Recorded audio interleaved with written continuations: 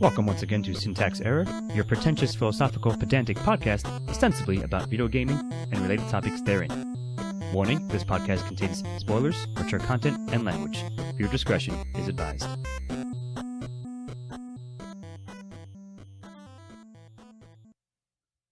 Hello, welcome back to Syntax Error. I, of course, remain Scott Thurlow, that's my chosen character name, and I'm here with Christopher Morgan. Greetings. Jane Manzer. Hello. And Stephen Amosi. Howdy. And we're continuing our coverage of sort of just broad genres, and we've done it first-person shooters, so now we're doing role-playing games, or RPGs, as the moniker may go. Mm-hmm. So I think Ian proposed an interesting opening question, precast, is that what exactly is an RPG? What qualifies a game to be such? I want to bring up this topic.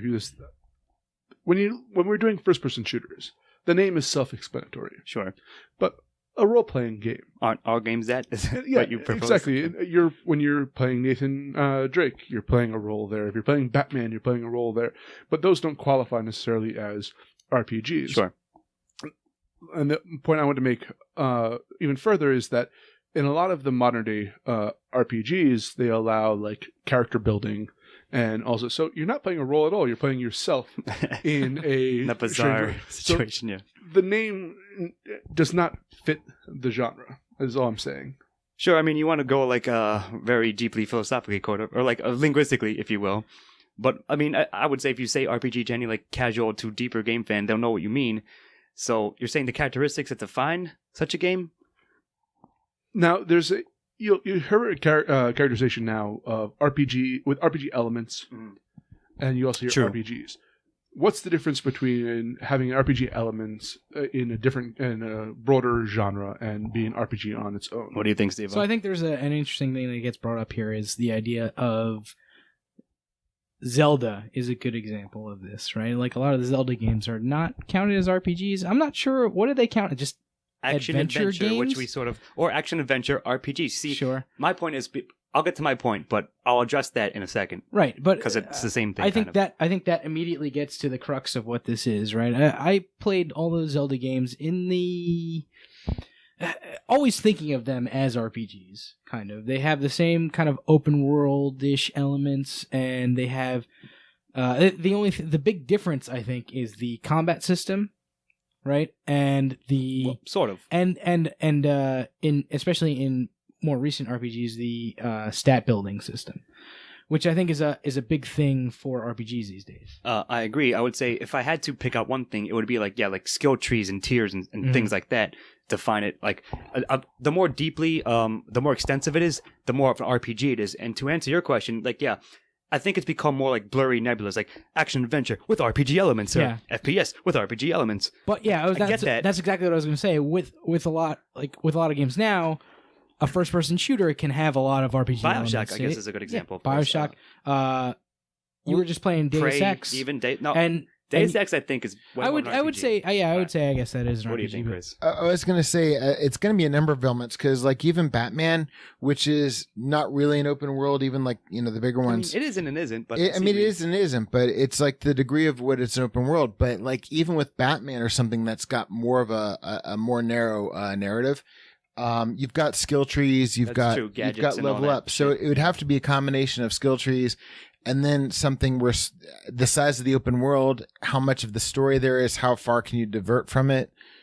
But I would say that skill trees, if you're looking at that specifically, which I think is a great defining characteristic for modern day RPGs. If you go back into the heyday, the beginning RPGs, sure, skill trees are theoretically I would say a mid-level in the timeline of RPGs development. Yeah. And honestly, I think you're right. I'm sorry to interrupt you, and I want to let you continue that line of thought, but like I want to get this in here as well. Honestly, I don't even know if RPGs are the first things that develop skill trees, right? You have your old RTSs, which often had big skill tree leanings to them. Like, I see what you mean. A large portion of them were skill tree based. I see what you mean, but go on. Anyway, I'm sorry. No, I'm trying to think of back in the day. Is it swapping out of equipment? Taking numbers into account.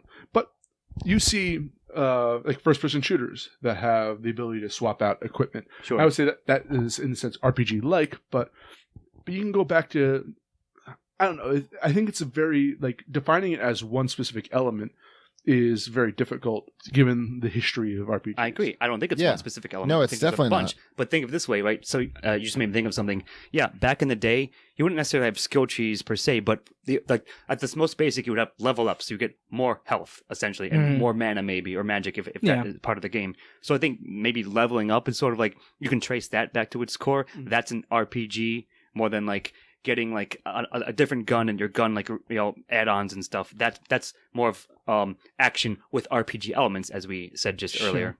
And I guess that's where Zelda like falls that. in that Legend of Zelda falls in that.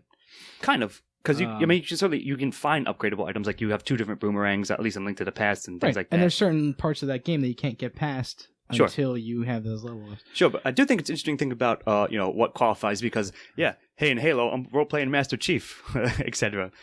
But I think it's more, and your point about like character design, like Mass Effect, I think allows you to design your character to a decent extent. I mean, even like the earlier games, like the new one, you can extend even more. But even in the past, you got to decide your Shepard's past, what made them that character. So there's always a little. Sure, you're putting some of it, like what you think the character you are role playing as, what you enjoy, or what and you it's think would be not only it's got a dialogue tree too. Right. I mean, so that's got to be another key element of that. Well, maybe, except you got the "but thou must" problem there, at least early on, right? I have on my list Dragon Warrior is counted as one of the earliest RPGs, except you have like in dialogue choices you have do it or stop playing. Like they force you to go on with the plot. There's no picking your character's personality to react to NPCs, which I think is a more modern-ish, like mid to modern present age element to them. So I'm going to make a bold declaration here that's kind of pretentious as well.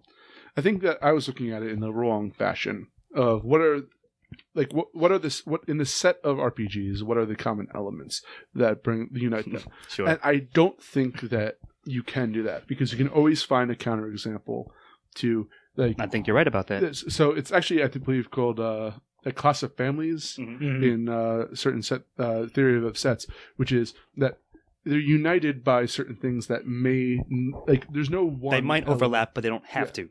Yeah, exactly. And it's actually the term game itself is considered one of the prime examples. I was just going to bring that up. This is like the argument of what's a game and what's a sport. Yes, exactly. And what's the difference between those, which we could go on for hours. Mm-hmm. Sure, and that's fair. I just think we can agree, like, some sort of like vague X, Y, and Z element that we just said, like, are generally agreed upon to be that. And yes, you're ostensibly, again, thrust in the role of a character of some sorts that you choose to a certain greater or less degree the reactions to what the plot is telling you to do, and what you can do within it, or what characters you meet, and again, reactions and your attitudes toward them. And that may change the story a bit here and there, or even like a side quest and so forth, as we've discussed. Yeah, I think it's got to be, as long as there are a number of elements that overlap with what you expect an RPG to have, then that is what an RPG is, right? Sure. And like I said, it gets like more, I think it has gotten increasingly blurrier as we've evolved through games. Like your old school, like RTS, one of you brought up is a good example, because like you have your units level up and get new skills, but it's so clearly like an overview. You're sending out armies of whatever you're sending out. You're not playing as one character in that, but you do have like upgrade trees and stuff like that in those games, which kind of share a similarity with RPGs. I think I may have one other element that you guys might agree that's pretty commonly shared, if not to a large degree. You have a party system. So you meet other characters who then join you, and they have their own personalities and skill sets and so forth, and you can tailor them to your liking within what is whatever the range that is allowed of abilities and whatever else, skills, etc. I would say that's a pretty big one. Think of any other. What do we have so far? We got party system. We've got... We'll say leveling up / skill trees. Leveling up / skill trees, sure. Dialogue trees. Dialogue. Options in dialogue. But that, as we said, that may be a newer thing. Like I said, the evolution. I think one of the major things is the swapping out of equipment and Item skill customization, sets yeah. and all that. Well, I Crafting. would say that there are a lot of other genres that include that. Like first-person shooters, you can swap out equipment. The third-person shooters, Yeah, but I third-person mean, action. but the thing is, it's just like maybe you not can- to the same degree. I mean, all I wanted to say. there's crafting even in like non-RPG games, but it's just I think it's more like the combination. True. It's just like, and to like what you were saying before, it's like to the extent of what you can do.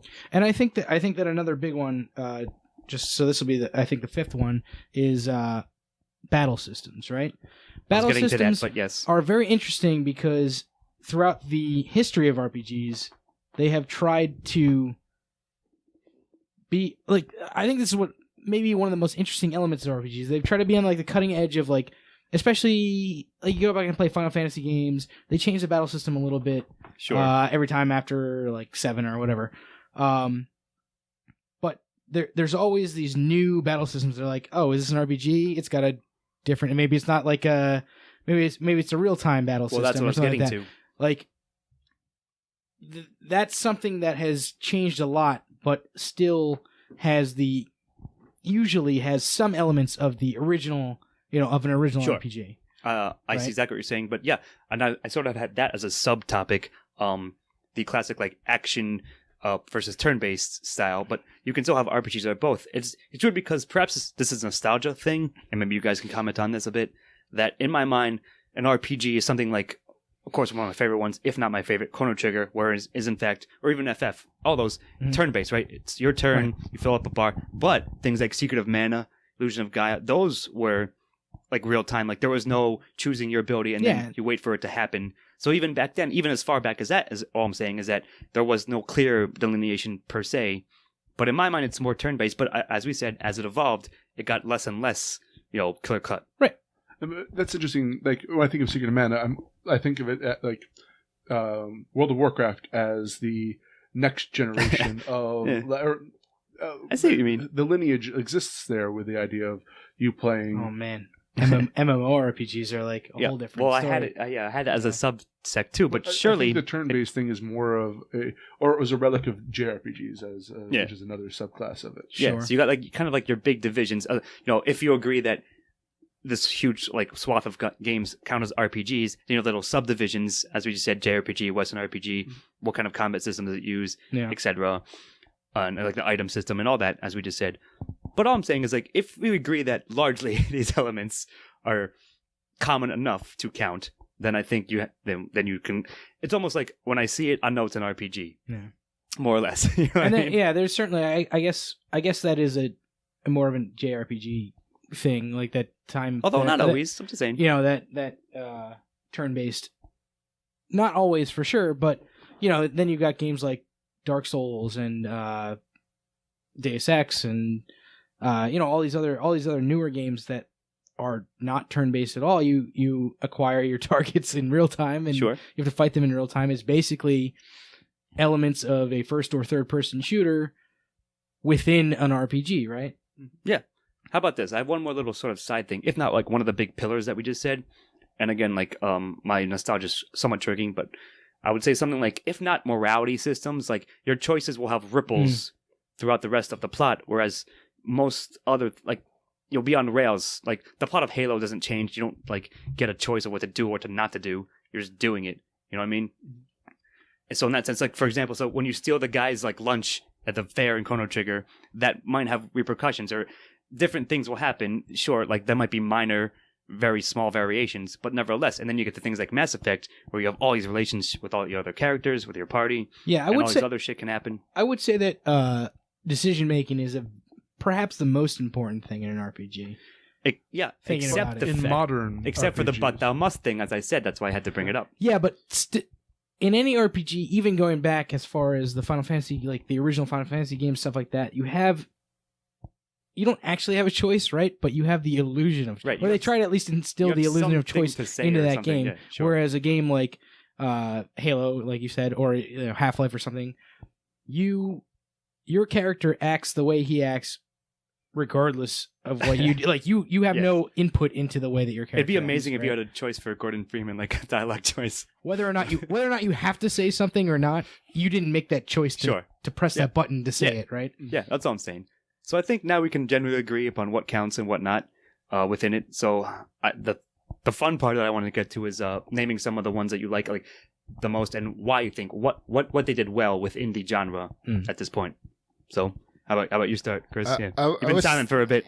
Yeah, actually, when I brought up the crafting, I was going to say one of my favorite crafting systems was in Fallout New Vegas, because because in the past, go on. Well, right, because in the past, when you were doing like crafting, or like the last Fallout game, you pick up all this junk, but it's worthless. And this one really let you create your ammo, really let you customize your weapons. It's not worthless unless you craft with it. But see, you go on, and then we'll discuss no. But what I was going to say was, and I'm really, really detail oriented. I like little details. But there's like, I like things like that. So any kind of world building, no matter how big or how small, that Fallout New Vegas, to me, especially in terms of the Fallout Vegas, the Fallout games, was actually the most functional in a lot of ways. It allowed me to really get into it because Fallout 3, was a good story, but I wanted more, and I think Vegas gave me a really compelling story, but it was very detail oriented, and like even when you were deciding on your character, it was a little more elaborate. Yeah, well, they had the traits and stuff like that, which is more. Let's do this. I'm sorry to co-opt here, but let's do this. What is the RPG that you look back on with the most fondness? I think I know what all of your answers are going to be. I've already said mine like 3 times now. And yeah, exactly. But you haven't said specifically that it was that one that I look back on. Yeah, Chrono Trigger with the most fondness. But that's a nostalgia question because I can name them modern ones. But sure. But the thing is, like, if you look at a game now, you can say, hey, yeah, that game obviously had better graphics. That game was, it had better mechanics, whatever. Sure. But what was the story? Because that's the big thing with RPGs, right? What's the story that really grabs you and makes you remember it? So that was obviously going to be that was obviously going to be your answer, Scott, or at least I thought it was. Yeah, you're right. What about you, Chris? Come back to me because some of my favorite games, we were discussing like Red Dead, and whether or not that's an RPG. I don't think it counts. I don't think it's all right. So if that's a no, we'll have an official vote right now. Red Dead, you can't name it as an RPG. My favorite RPG, I like an open world, I'd probably say it's not ME. That'd be my guess. I was going to say definitely my guess for Chris. But Mass Effect 2 is probably my favorite. And I really like the ending of Mass Effect 3, regardless of the controversy. What? So forget about it. I did. Everybody hated that. Doesn't matter. I got my reasons for it, but yeah, I'd say ME. I'd say Mass Effect definitely. What do you think? I know what Ease is as well. Yeah. I have 3 off the top of my head, but I'll go with what I think worked the best for me was Baldur's Gate 2. Yep. Oh, that was my guess for you. That was my guess for second for you. I'm going to give it the 3. Chrono Trigger is one of them, obviously. And Earthbound would be my That's a good answer as well. I thought you were going to go with Final Fantasy. Oh, no. I'm not like... I like Final Fantasy 3 a lot, but I think that... All right. I knew that you like Baldur's Gate 2 the most. Baldur's Gate, you're going to go with Final Fantasy, aren't you? Well put together one. I'm probably going to say Final Fantasy 7. That's the game that I look back on, and I'm like, wow, this game really opened up a lot of interesting doors for me in the way that I thought that games could work. Sure. It blasted my world apart in terms of that. Like I didn't realize how much a game could do to me, like emotionally and like in terms of gameplay before that game. And I just loved it. Well, that's how I feel about Chrono Trigger, but it's sort of unfair, at least for you, Chris, because you got into gaming later in the game, if you will. Yeah. So you didn't grow up on stuff like that. Or I grew up on like the Atari 2600 and Intellivision. So like this and then had a long the only RPG. Chris played the quest for Pong to get to the other end of the screen. Exactly. The only RPG we had were those text games that you know. Sure. I was going to mention those eventually, but those are a very interesting little sub-genre. But I was going to say that Chrono Trigger, I thought, was an amazing game. I played this game later. I probably played it 5 years ago now. Yeah. I played this game way later in life, and it honestly, if you haven't played Chrono Trigger and you're looking for a good RPG, just play it. Or not only an amazing RPG. Not only is it a classic that if you're a big gamer, you should probably play it at some point in your life. But it also holds up. It stands the test of time, and you can play it right now, and it's still an amazing game and an amazing story. Not only does the story hold up, because obviously it's just a great story, but the gameplay actually holds up really well. Yeah. And it's not it doesn't get to that backwards point of frustration that you get with a lot of older games. Well, I'm going to say this right off the bat. Probably negatives of RPGs, at least back in the day. I love back when I was growing up and playing Chrono Trigger and playing the Final Fantasy VI and all that, I loved the storylines that they gave. The problem was that there wasn't much beyond the storyline, so you would have to fight battles, turn-based. And I remember, I think it was Final Fantasy II, which was notorious for every 3 steps you took. Unending grinding. Forever doing it too, yeah. But grinding is a great thing too. Yeah, I knew you were going to get eventually you would need to stop the game, stop the narrative that I'm really invested in, to spend a couple hours fighting the same monsters over and over again to be able to get the numbers to go to the next location. Numbers. Yes. Yeah, that's true. There was nowadays I would say there's more of a balance to games. Like you can probably get through it, especially because there's difficulty level selectors. Back in the day, like either grind or don't. Like you can try to fight this boss, but you're probably going to get destroyed because you don't have, or maybe you have to get enough. If not grinding levels, you're grinding gold to get better items or whatever. As a small aside to that, I love games that look at difficulty levels in an interesting way. And the first one that I always think of course, is the original Dark Souls. And all the Dark Souls, all the Soulsborne games, I guess. You think those are RPGs? Absolutely. Okay. I would agree, though. And I was just wondering what... And the difficulty levels are really interesting because it's all about what build you pick at the beginning, and that sets your difficulty level. If you pick the naked guy with a knife, it's going to be very much harder for you. I think it's it's going to be very much like that's your like max difficulty level, right? And then if you pick the knight, that's basically one of the easiest difficulty levels. But the thing is, if you're just starting that game, you've never played it before, you have no idea what anything. Like, obviously, you're not going to pick the naked guy, right? Like, that's obviously the hardest. You might not, but you might. But like, you don't really know how difficult all these builds are going to make things for you until you actually play it. Sure, that's fair. Sorry. 2 things actually. Number Put your one, mic to your mouth. Exactly. Number 1. When you're talking about leveling up with the monsters or your adversary, one of the problems I always had with, like, especially it made me crazy in Skyrim, was the fact that you'd get these great weapons and all of a sudden the creatures or whatever wouldn't level up with you. Witcher was excellent about that because I'm like, I got all this ammo, and then you go into. I was getting to that too, but I agree. Yeah, I'm talking specifically about the way they level up your skills plus your adversaries. So it was always challenging, always kept my attention. But getting back to something you had said, that one of the things about RPGs, and if you decide on things, and this is going right back to Mass Effect, is the decisions you make in your game. Like, say for Mass Effect, you had, goddamn, I can't remember what it is. Beth's gonna kill me. You could be like a saint or a sinner. Paragon or whatever. Renegade. Paragon or Renegade. Thank you.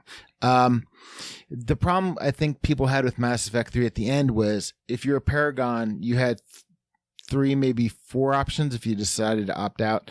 With the Renegade, I think the major complaint was there was no consequence for Renegade. You got the same 3 ending choices regardless. Regardless of what you chose. Yeah, so I'm going to say that, getting back to RPG, it's important to have a consequence even during and at the end of the game. So your ending won't be different. I get what you mean.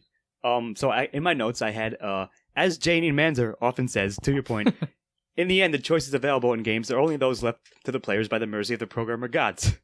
So, nevertheless, though, good conversation, water cooler conversations can be had about, like, what choices, what did you do, et cetera, et cetera. Yeah. Even if at the end of the game, for example, I'll give you a good example, Deus Ex, not Mankind Divided, Human Revolution, or the one before the newest one. At the end, like, this is a zero punctuation thing, but like you come up to the final thing, and there's basically the ending Tron 3000 pops up. And which ending you want? Press a button, and you got like a different scene. But that, regardless of what you've done, that was like the end of, as much as I love the game because it is a fantastic game, was Far Cry 3. You had basically two choices. Yeah, but that's again, that's an FPS with RPG elements. I was gonna say, is Far Cry not an RPG, right? No, but what I was gonna say, when you get something like Witcher, you have, I think, one or two choices for your ending, but it's all the details. It's at least three, but the thing is, it's not it makes just sense. Yeah. it's not just one of those three endings. It's all the little details, whether you end up with Yennefer or if you. Sure. I mean, like that's one aspect of it. There's all the little I tried details. to bang them both, and they both left me. Yeah, I know. Option. That's what happens when you do that. But see, Steph did the exact same thing. By the developers, I'm just saying, like it's consequence, of course. But no, so to your point, that's a good one. The more modern ones, I would say Witcher 3, Skyrim, I would put up there, and I guess New Vegas would also be like if we're going like non-fantasy stuff. Yeah, I think those are one of the modern ones that did it best. I actually have something interesting, or not interesting, but I have something to say about that. Yeah, I think it's that you attach fantasy to RPG, but that is not necessarily the case at all. For no, like, I remember back in playing. What's that? I'll name some Illusion of Gaia. No, it's it's also like kind of a D&D thing, but takes place in the future.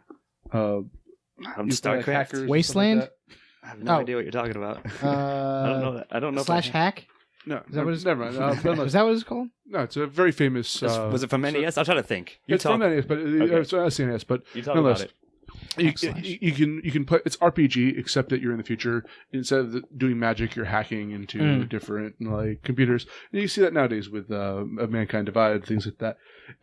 But I always, when I think of RPG, I think of D&D, and I think that's where it originated. I think most people do. Speaking of that's a very good point. I'm sorry. Go on if you're going to continue. I'll talk about D&D. I'm trying to think of a game. Feel free to interrupt as much as you want. Go ahead. I have. I'm sorry. That's his character. He's role playing as interrupting. Dude, go ahead. But that's a good point. Like D&D, and actually, Game Informer. Maybe perhaps this is a good point to bring this up. Game Informer came up with their top 100 RPGs ever list, whom we are not affiliated with in any way. Which I have a very big problem with their list, but I'll save that for later if it happens at all. But they do put as 0 on the list D&D, which I think is a good call. I will give them credit for that. Like D&D kind of made this whole RPG thing happen, like, or at least brought in the mainstream. Well, I think that might be part of why a lot of at least the earlier stuff, from what I know from you guys, and a lot of it in general, starts off on the fantasy. Yeah, it absolutely does. Yeah, I mean because that was a fantasy game that sometimes would delve into science fiction, but I think that's probably why I like Fallout New Vegas the best, is because it seems like it's the most grounded. Because RPGs, I think, because they grew up from D&D, they tend it towards a fantasy, but it's neat when they have something that's more grounded. Shadowrun. I knew you were going to say that. Shadowrun? Yeah, that was the one that I meant to say. I just sort of thought that too, because when he mentioned, but you're right, though, because the first thing I have in my notes, just real quickly, that according to my research, or like the brief research that I did for this, the first video game, PC game, dates back to a 1975 game called Dungeon, which of course is basically an adaptation. Yeah, I remember, like an osensible adaptation of a D&D style. That was a text-based game, right? Yeah, and like there were a bunch of text-based RPGs that came out, before graphics caught up to what you could do, and I remember playing those when I was a little kid. My dad worked for AT&T, so he always had computers around. And he did like networking, whatever, doesn't matter. But he always had computers around, and I remember playing like text-based games on these like old like orange DOS machines. Yes. And getting into them, and they were really fun, but I could never figure out what the hell I was supposed to do. Right, so you end up going north and then south again, 6 times in a row, trying to figure out what you missed. You just made me think of something. That's true. I agree. Like there was little to no hand-holding or tutorials back in the day. No, there was none, because I remember Dungeon. Like I was always a couple years behind the time. So by the time my dad got like a green Chrome computer, Chris played Dungeon last year. Yeah, I yeah, exactly. I played Dungeon last year. Fucking mine. Anyway, and I was looking forward because I always played at my friend's house, and they didn't really have save points. Right, that's what I'm saying. It was No, really they do not. And you were like, go north. Can't go that way. Go south, you know. I type fuck you a lot So into I was games. I was always playing at my friend's house, and I was like, oh, great. I finally have it. I can spend all day doing it. I fucking got a bugged copy. I was so fucking pissed. But How'd you even find that out? I had to talk like to, it just I had doesn't to- work. You're like, I had oh, I to must be talk to- doing something wrong. I had to talk to one of my friends who actually had it, and it worked. And he's like, oh, dude, yeah, you have like your copy's fucked or Sure. whatever. Stop pirating games. But no, but it was the cool thing was that they had the Hitchhiker's Guide to the Galaxy. Shareware. They had one of those. So it was interesting because they could take like a short story or a book or something and kind of more You directly put yourself adapt it. into it. Yeah. Because you didn't have to worry about the graphics aspect. You just had to kind of keep to the story. So it was really a nice, interesting take on stories that you'd already known. No, So I'm with you, and I think just to briefly touch what we just said, like, yeah, I guess because it just perhaps the fantasy thing is an easy setting to make a story in a game like this in. So a lot of it, like especially at least in our childhood back in the day, it almost always like 90% I would say was a fantasy setting or like fantasy setting with like other elements. Like for example, Secret of Mana, like there was a big reveal at the end where it was like a cycle of the world. So you like find like the ruins of televisions, Right. like the ancients. Illusion of Gaia. Illusion of Gaia, kind of as same well. thing. Spoilers, Scott, please. Sorry, this game's like 20 years old. So if you haven't played it, go play it. Spoiler. But like things like that is all I'm saying. But and then as you like, I believe they did do Shadowrun, a couple of games of it. But it also was a tabletop setting. But yeah, in which there was like computers and science and magic like sort of together hand in hand. Mm-hmm. So yeah, I think we covered like a lot of like interesting things about it, and I certainly Ian had mentioned it, and I'm playing it now. You made me think of it just before as well, Steve-O. The sort of little to no direction back in the day, right? You don't know what you're doing. Like, Right. There's no like, I'm playing Torment Tides of Numenera right now, and I'm using the wiki a lot because I want to min-max, which is something maybe we should talk about a bit, but not too much. But I just playing like, if you'd have no direction, you have no idea what the consequences are, what could happen. Like, characters could die or go away. Like, even in FF a little bit, things like that. Like, Yeah. I believe you pointed out one time a while ago, E, that there's a very specific, obscure thing where you can rescue this guy. Like, you have to jump all these hoops to do it. Fantasy 3/6, Yeah. yes. So, like, unless you, like, fucked around so much, you would never know that. Like, in the secret endings to Chrono Trigger, like, the 13 of them, Yeah. whatever. Like, how do I know when to stop and go fight Lavos at what point to change the ending? what was really funny, you reminded me of it, something about those old games, like the text-based games, was that not only did you have limited choices like go left, go right, like if you saw a shovel or something and you wanted to dig, you had to figure out what of word course, they they're chose. stupid commands, I So it's know. just like, was annoying. it dig or was it shovel or It's like adventure That game was logic. the worst Yeah. part of text-based games. Yeah. Because they didn't tell you how to do stuff. So it was like, oh, pick up shovel. Some that might didn't work. Get shovel. Take shovel. yeah. That didn't work. Get shovel. Okay, that worked. Now, dig with shovel. That didn't work. Use shovel. Use shovel. You Yeah, see, exactly. The thing is, we're going through damn these it. iterations. Spent like 20 minutes trying to because figure we out how to spent use so it. much time doing it. Yeah. The best ones, though, are the programmers who know that and come up with funny like variations. Like responses Yeah. to you. Yeah. You shovel on guard. Like, you swing at the guard, he laughs it off or something like that. Yeah. You know what's really funny about this is because when I was in high school with all these text-based games, right? And then like in my 20s into my early 30s, I didn't play anything. Like I was using my roommate's PS1 to like play, Resident Evil and all that stuff. So it's kind of like I missed a generation of RPG. Sure. There's kind of a gap there. There was Yeah. kind of a gap anyways. And I didn't have an Xbox until I started dating Beth. So it's just like there's like this whole generation that There's a you whole guys- treasure trove of things Yeah, that you that I've, didn't like, get to completely see. missed. Sure. Yeah. That's fair. Missed Final Fantasy VII, man. Yeah, well. Big mistake. When was Final Fantasy VII? I out? missed Final Fantasy. I didn't play it Late when it came 90s. out. Oh But yeah, they I are missed going to it. do a remaster, so maybe we'll play it when that finally comes out, whenever it does. Ooh, I'm psyched. Yes, I know. But no, I think it's pretty interesting, and it was a pretty good call to start off with, like, what indeed is an RPG. And it's And also a who good are call we? to come up with no answers towards that.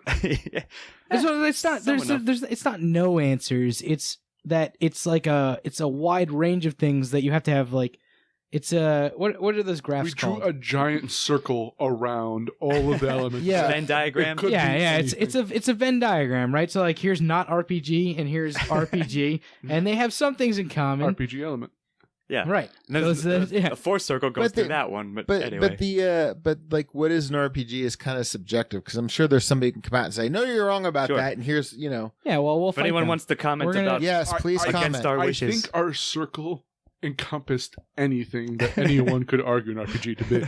So But that's a tricky part about Yeah, it. so if you want to argue with us, please leave a comment, and if you want to talk about the Mass Effect deck, If you want me to tell you how wrong you are, Mass yeah, Effect? also leave a Ma- comment. if you want to yell at me about the Mass Effect The ending, MEE, it basically is what he's saying. yeah, Mass just go Effect on ending. our Mass Effect ending. That's not no, the Mass the- Offender. just go on our website and email me personally, so I don't give All right. out spoils. But And then we talked about Don't the you game. spoils spoils, Not to spoilers. But we also talked about the games that we liked that agree qualify as such. Was there anything else that you wanted to mention? Did you want to or- touch upon the list or not? All right. So let me just briefly go into this Game Informer, which I have in front of me. I'll give them a shout out. I'm ambivalent towards We Game have Informer. not been paid by pretty Game much. Informer. They put together a list, and I am not the biggest fan of it. They have Skyrim as number 1 on the list, and of top 100 RPGs, to be clear, yeah. of all time. And I don't look. Skyrim's a good game and all, but it's not the best RPG ever. Sure. So you're disagreeing with them? I am disagreeing I with get you. them. I forgot that I played it. I think like sometimes. The Witcher 3 was number 5, which Scott might agree with. I mean, I never played it. Of 100 love The games Witcher. of all time, it was great. I just don't know, like, this would be an episode unto itself to make a list Yeah. in that sense, but it was a good RPG, I think. Oh, may I just great interrupt for a one. moment? Yeah. That I'm interested to see if they did this list 20 years from now, whether Skyrim would still be number I kind one, of agree. or would it be dominated by the newer games that came out with a couple of the classics that they feel that they need to throw in. Yeah, Skyrim wouldn't Or even be in my top It'd be like interesting 5 bet. games. I at all. wonder if some of the classics that are on this list directly after Skyrim, like Final Fantasy 6/3, 3/6, yeah. And Chrono was number 3. or I Chrono think. Trigger, Yeah. would Still. pass it with with the little passage of time. I think that the fact that Skyrim came out so recently is a big reason why it's so high on this list. It's not that recent, dude. But it's still more 3, recent. 4 than years ago? Chrono Trigger. No, it's like 5 or 6. Previous generation, 2011, I believe. Okay, so Or 12, but either yeah. way, I see what you're saying. It's not and that you're right. old. It's still very recent in everybody's memory. It would be and it's the interesting to see. last Elder Scrolls game that came out. So Sure. that's like those are obvious. Like I think there's 4 Elder Scrolls games on this. I would list or also something say like that Morrowind is more impressive to me, narrative-wise, than Yeah, I know. than mechanics. You think it was better written and better pulled off, essentially, than Skyrim. Yeah. I mean, that's a good debate unto itself, but Sure. by the way, but I got anything else? I somewhat disagree with this list, but they did put most of, if not all of the RPGs that granted I don't think I've even played 100 RPGs, so Yeah, me neither. this is a very of course, extensive list. But every RPG that I wanted to see on this list is on there somewhere, so I guess I'll give them credit for that. Sure. How How about you can write an article and we'll put up on the blog of you can rant against their Sounds choice good. of rankings, I guess. rail against Game Informer? But anyone else have any final thoughts or anything you had that we missed or wanted to jump in? I don't think so. I mean, not without getting into specifics. And Nah, we'll do specifics Oh, later. well, you can but- do yeah. a JRPG rabbit hole from my youth. Yeah, but Oh, let's not God, do that. no. I think I hear a side quest calling me right now to Yeah. to leave. hey, you didn't mention Choose Your Own Adventure as an impetus. Yeah, we did. We covered it a bit, We did text-based Yeah, games, which but are kind not of really. All right, thing. well, but they're there. Similar. I wouldn't call Choose Your Own Adventure an RPG though. Sure, but certainly you can trace its lineage. Like you Yeah. can see its influence, I Yeah, guess we'll yeah, say, sure. from then until now. And we named the games we, again, like I said, enjoyed within the genre and what did it well. And certainly we could talk more about it, but I think that'll do it for tonight. we got seasons and seasons. So. we have a lot more things to talk about. Games and games and games. But I have been Scott Thurlow, here with Chris Morgan, Please. Jane Manzer, Good night. Stephen Amosi, have a good one. and we're on to the next quest. Good night.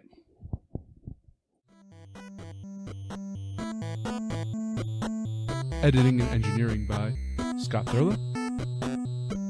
Music by Stephen Hermosi. Check us out on YouTube and iTunes for the shows, and on Facebook and Twitter for updates.